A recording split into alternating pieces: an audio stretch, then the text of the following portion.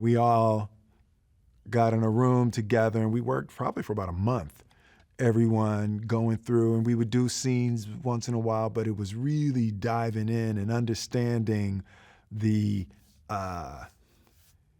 low self-esteem of these characters and how their low self-esteem drove them into the lives that they've created for themselves, you know, and the questions of what makes somebody a bad guy. And that was always one of the questions that was at the forefront for everybody. What makes someone a bad guy?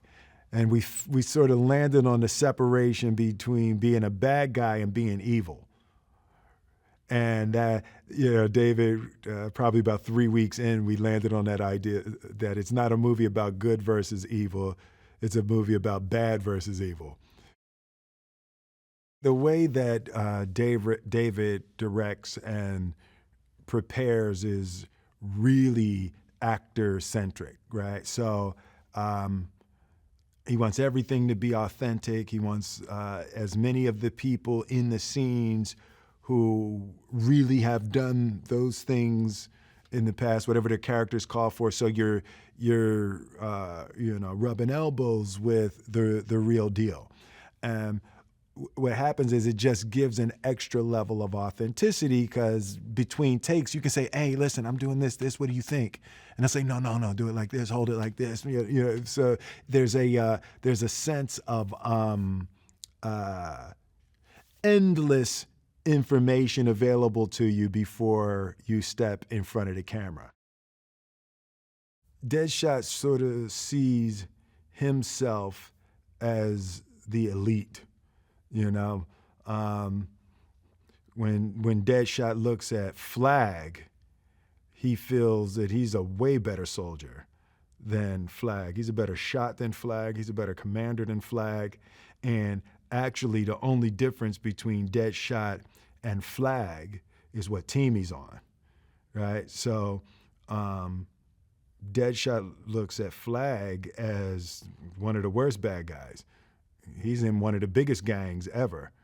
And the only difference is he has money and, he has a couple of stripes, right? So I think there's also a little jealousy that when Deadshot sees soldiers and they're a group and they work together and all of that, there's a part of him that yearns for that and knows that he could have been that, but he chose a different life. And maybe as when the movie starts, it's just about getting to that point that Deadshot is thinking, maybe I might have made a wrong turn or two in his life.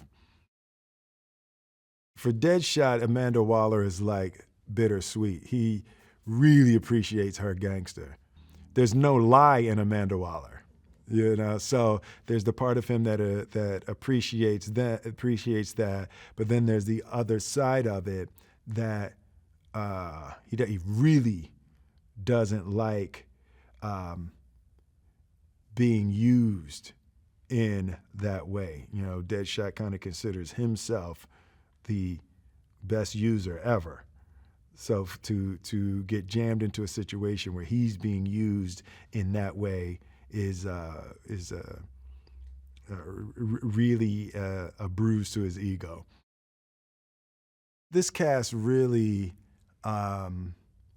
bonded in a special way that isn't always the case. I think we all felt honored and excited to be a part of it. Everybody checked their egos at the door. And I think we legitimately like each other. I think that, I think when you start there, when it's people that you would hang with off camera, then I think it adds an extra element. You see it on screen. And David Ayer actually he had to slow us down a little bit. He was like, no, you're not friends till later in the movie.